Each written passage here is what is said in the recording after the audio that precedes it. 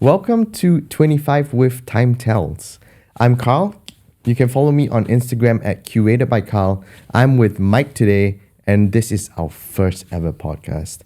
Hi everyone, I'm Mike. You can check me out on socials at 1 Minute Watch Guy. I'm with Carl from TimeTells, and we're doing our first ever podcast. Exciting stuff, isn't it? It is, and it's a lovely environment to be in to chat about watches. I mean, fresh topics, fresh new segment for the fresh year. So Carl, why are we doing 25 minutes with TimeTells? Okay, I think the concept behind 25 minutes with TimeTells, we're trying to keep it as short and brief as possible for you watch lovers out there. We understand that you're always busy, you're always on the move, and you're looking for something to listen to, right? But we still want to go somewhat in depth with watches. We still want to cover the important stuff. We definitely want to go in depth, but we're gonna keep it short and sweet for you guys. So Carl, how did you get started in your watch journey? What first got you into watches? I think that's an important question when we're in the watch industry, right? My partner and I, Caleb and I, actually started this business, when was it? Probably in 2020, somewhere around there, if I recall. Everything just moved past and it's just been slightly a blur, but it's been fun. So both of us were huge watch lovers, and I started collecting quite young. I started my first watch purchase when I was 17. It was highly influenced by my dad, who loves watches himself. What was his collection like when you were growing up?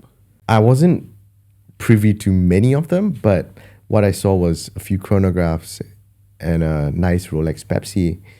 That was very iconic, I felt. So when I started buying watches, I really kind of emulated that, what I saw in watches to what I collect. My dad usually collects a little bit more unique stuff, not so mainstream. So I think that kind of trickled down to what TimeTells is today as well. And not just that, like the way, I'm just going to go back to how we started. Caleb and I met actually on a transaction. We were trading watches.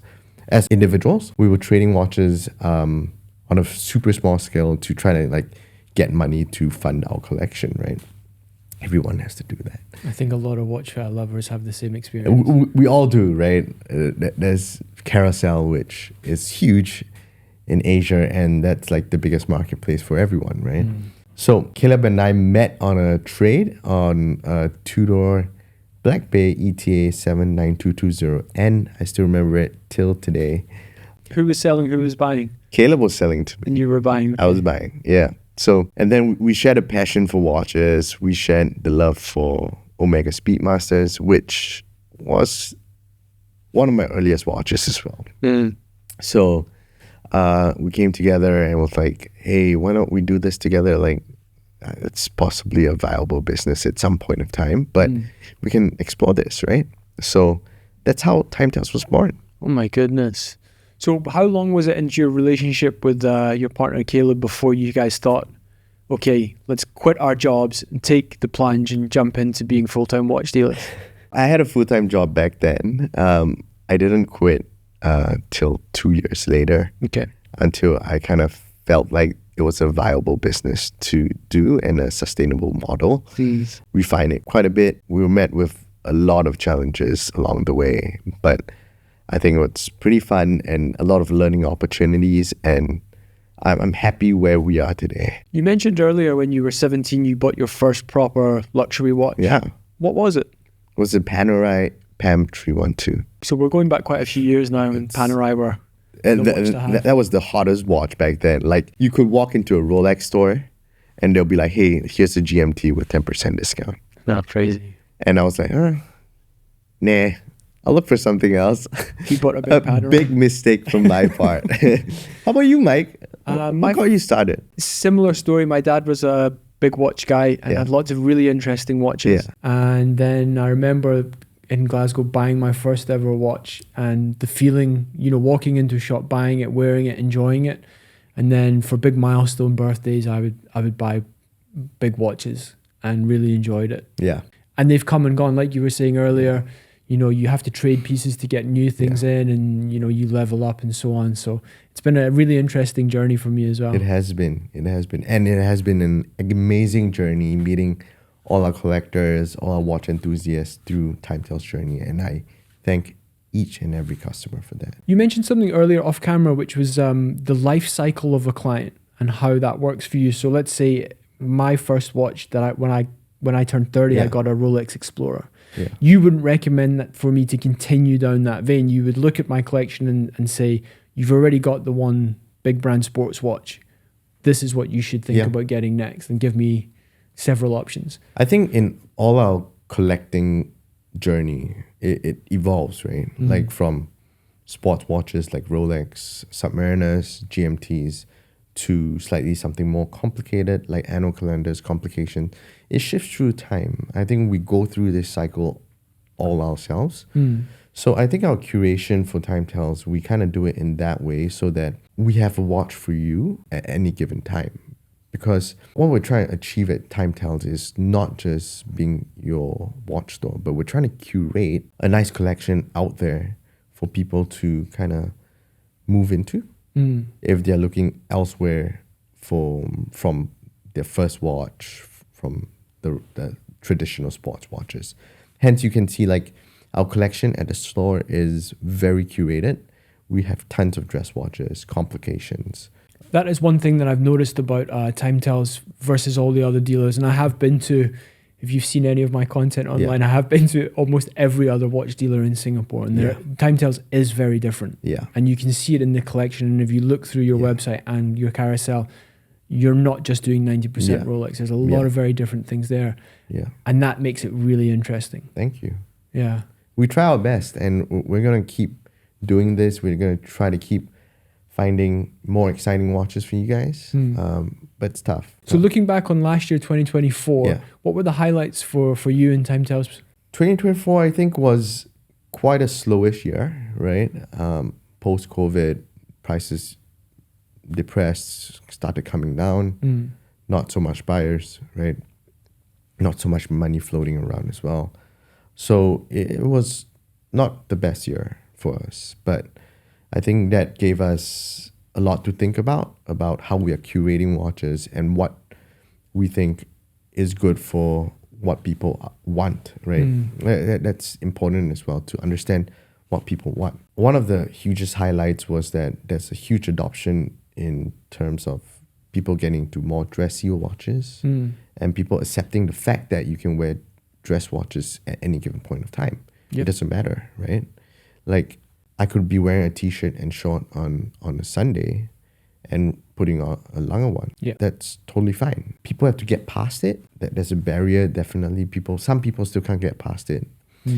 When they see me in the store wearing like maybe a t-shirt and chinos and wearing a dress watch on my hand, they're like, hey, that actually works, right? Yeah, it's personal choice. It's personal choice. I just wanted to mention like how versatile dress watches are as well. You can just put on a strap. It changes the whole outlook of the watch. Absolutely. Put a rubber strap on. Like today, you're wearing... Today I'm wearing like a vintage Daytona, a 16520 Zenith. With a rubber strap. With a rubber strap, yeah. I love this rubber strap. It's super versatile. Like, you can just change the outlook of a watch through a simple change of a strap. How cool is that? One of the highlights that I saw working and collaborating with you this year at TimeTells is you've changed to a bigger studio or a bigger boutique, which was really nice. I'm sure it's very stressful at the time, but looking back now, we had the opening and we had the collaborations with other people, and you've had other people like Knight Frank come in and do events there. And I mean, it was good fun, isn't it? I'm sure it must be more fun to be in a bigger space with lots of wine around. I mean, you've seen the whole transition, right? Yes. And it's not easy moving.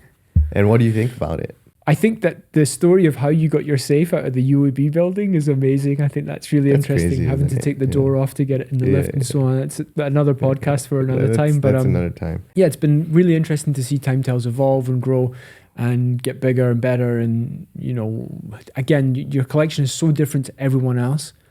It's been, for me, very interesting because it is very boring as a watch lover to just talk about one brand all the time. And Mike loves Breguet.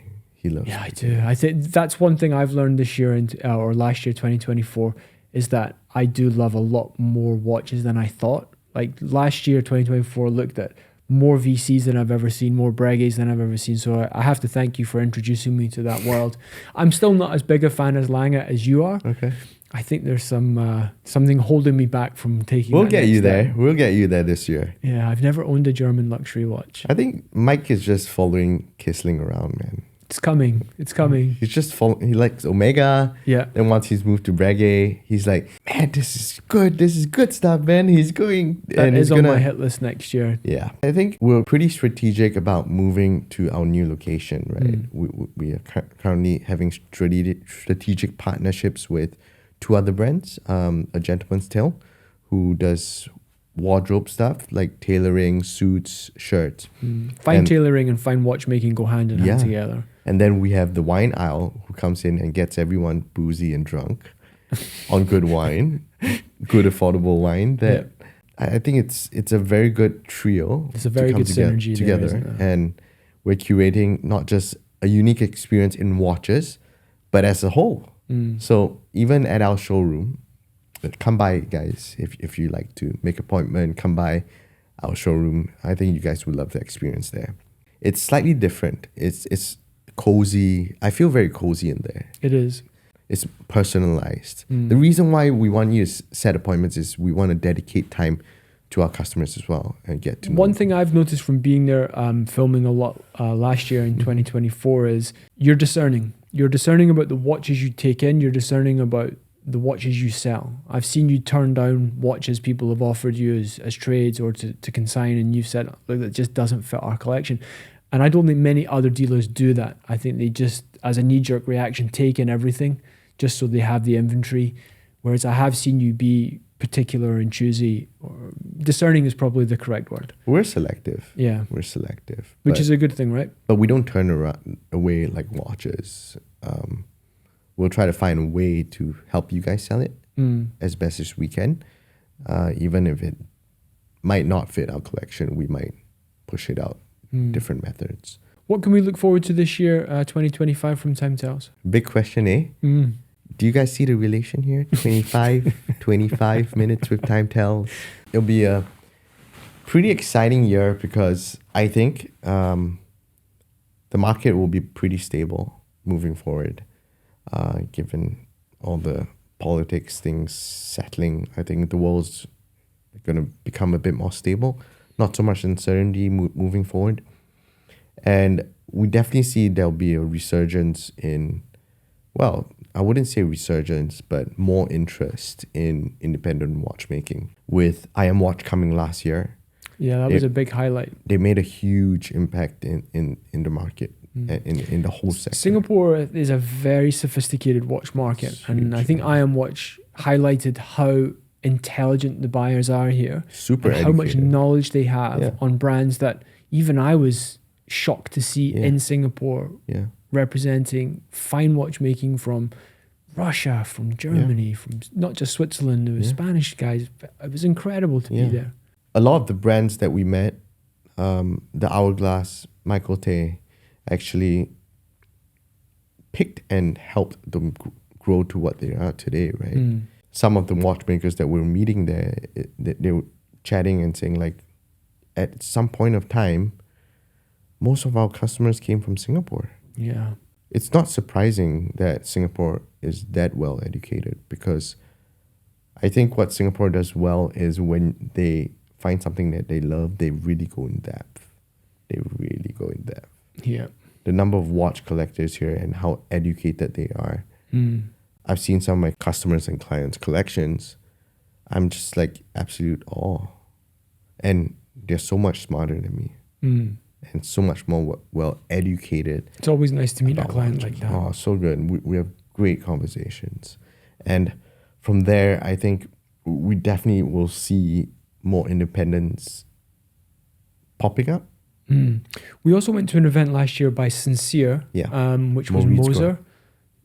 Oh yeah, Moser and Maurice Grossman, both. You forgot about Moser, didn't you? No. Both That were was a fun by one. Sincere Fine Watches. Yes. Both were very cozy events, very well done. Yeah. With a chance to meet the brand owners. I mean, we got to meet the head of Moritz Grotzman, who's one of the nicest women I think I've ever met, and had very interesting things to say. And then the brothers from Moser. So Sincere and Hourglass are both doing a fantastic job of promoting independent fine watchmaking. And I think TimeTells plays a big part in that as well. Yeah. I don't know whether a lot of people see the relation with us and the boutiques, the retailers. Someone needs to sell something to get the money to fund their new collection or new piece, right? What better form is through like a collector's platform like us, right? We find the right buyer for the watch that appreciates and loves the watch, and we are representing both sides, right? We're kind of like the bridge between the buyer and seller to bridge everything together and help them fund their new collection. Another thing that I really like about TimeTells and what you guys do is, I know we don't want to promote Carousel overly, but you have 700 5-star reviews on Carousel. Yeah. I mean, it's been a while since... That is a very hard thing to achieve, though. And I know from myself being on Carousel for 4 years, I've only got a couple of hundred. For like an individual, that's insane, my friend. Yeah, I know. I don't know if you know me. But 700's a lot. And How much are you selling? Just doing my best. What are you selling? But it is very difficult to do, and I know sometimes you have to do things and take a hit that you wouldn't normally to maintain. But reputation is very, very hard to get. It's very easy to lose. Yeah, super important to us. A good reputation is very, very hard. It's so important, especially in our trade. The prices are pretty high, right? Like it's a high valued item. Reputation's everything at this point of time. And the kind of experience you create for them, it's so important. So this year, do you think you'll see more direct sales on your website, or is Carousel still an important platform for you? We're definitely doing more website stuff. So we're going through a full revamp of our website. It should be launching soon. And then... do you think moving office or moving boutique is harder than changing website, or which is the more difficult? I think it's the same, right? It is. Like online, it's basically our online physical store. And then we have the retail space, which is a physical store. Like both coincides hand in hand, right? Both are very difficult to change. And they're very hard. Yeah. What else can we look forward to this year from TimeTells? Look out for exciting watches that we might get time to time. And and I think we'll do a lot more podcasts. Yeah, I hope so. And we'll get some guests on as well, which would be good. That'll be exciting. Yeah, if you would like to be a guest on the TimeTells podcast, DM Carl. DM TimeTells as well. Like, if you have any topics that you want us to talk about as well, or any feedback about this podcast and how we can make it better for you guys, shout it out to us. Definitely. Don't forget to like, share, and subscribe as well. And follow Carl, curated by Carl. And TimeTells. And TimeTells, of course. And Mike. Yeah, of course. Mike's like the biggest watch influencer. I don't like that word, influencer. Then what are you? Okay, so my last job was as an estate agent, and in the UK, an estate agent is lower than low. So I realized by saying influencer is a step up. Like being a real estate agent is lower than low? If you tell people you're an estate agent in the UK, they know you're a bad person. So why? Being an influencer now is... So were you a bad person? No, I wasn't, but the reputation of that job is bad. And I think influencer also has a negative connotation. Right. But I realize it's a step up from estate agent, so... I think influencer, it has bad rep, but it doesn't really have a bad rep, to be honest. I think I'm very specific, which is good. Like having a niche in the same way that TimeTells has a really good niche of, I would say your niche is looking at high complication, rare or discontinued watches that other people overlook. Yeah. And I think that's where you fit in perfectly. Yeah. And I think that's where the opportunity lies. And I think for myself, I do something similar. I only do watches. I don't do content about anything else because I'm specifically interested in watches and you're specifically interested in your niche, which is why I think we get on so well. Yeah. And although we look at different ends of the market, I'm more at the value end, you're definitely at the high luxury end. I think we feel the same way about watches. Mike does a lot of stuff for like micro brands out there. And I think they're upcoming. Like we went to Spring as well. Yeah. It was a good event. I'm comparing apples to oranges here, but don't shoot me, guys. Like, honestly, like, I know the affordability of micro brands is there. I just can't get over the finishing, you know. The quality stands out immediately. Yeah. You told me this within the first 5 minutes of arriving at Spring because we'd been the day before to Ion Watch. Yeah. So it's a very unfair comparison. It's apple and more oranges, like I said. But the very first thing you said was the level of finishing is not there on these watches. Yeah. But at the $500 price point, it doesn't necessarily have to be. But again, when we talk about the sophistication of the Singaporean watch market, there are more micro brands per capita coming out of Singapore than I think anywhere else in the world. Why do you think that is so Because strong? I have quite a long theory about it. So, firstly, they manufacture mostly in Shenzhen, so they speak Mandarin. So in Singapore, they speak Mandarin. We're in the same time zone. Yeah. If you're an American person, you're out of the time zone, you don't speak the language, Yeah. it's much harder to get Yeah. prototypes done, much harder to get Yeah. production, MOQs and so Yeah. on. So I think Singapore are an advantage for those two reasons, language and time zone. Right. Thirdly, we have a lot of watch lovers here and we have a lot of money in Singapore. Why not Hong Kong? Hong Kong also have a lot of micro brands, but not as many. And I think that in Hong Kong, bear in mind my wife, Mrs. 1 Minute Watch Guy, is from Hong Kong. There's a negative perception of mainlanders and Hong Kong people. I think mainlanders are not well liked in Hong Kong. Yeah. If I'm being really honest. Okay. Yeah, I think Mike gave us like a good understanding of the micro industry. I think that's good stuff. I'm looking forward to more podcasts like this with you, definitely, Mike. I think Mike will be a permanent fixture on this show. Yeah. Well, I have to be here because It's 25 with TimeTells. I'm 25 with TimeTells. I am the TimeTells face. You're doing really well at the moment on the socials. I really like it. Oh yeah, I just wanted to get some feedback from you guys as well. Like what do you guys want to see on our socials as well? What do you like? I'm gonna put out a Q&A soon on our story. Please go there and help us out and let us know what you want to see so we can kind of curate the content for you guys. It's always for you guys, always. I think what we've learned this year from collaborating over more than 12 months now is people love your face. Why? I don't know. They just really like it. I think that's what we've seen. That's, but we also have to make content specific for platforms. Yeah. So what works on one doesn't work on the other. And I think that's one of the main benefits. Kind of sucks, isn't it? It's a lot more work for us, but it's another reason to do the podcast because it's another platform that we can excel at. Yeah. And that's what we want to do, right? We're going to keep pushing the quality, keep getting better, keep improving, keep talking about watches that we love and enjoying it. It's been fun. I think our 25 minutes is up. We'll see you on the next one. Thanks for watching, everyone.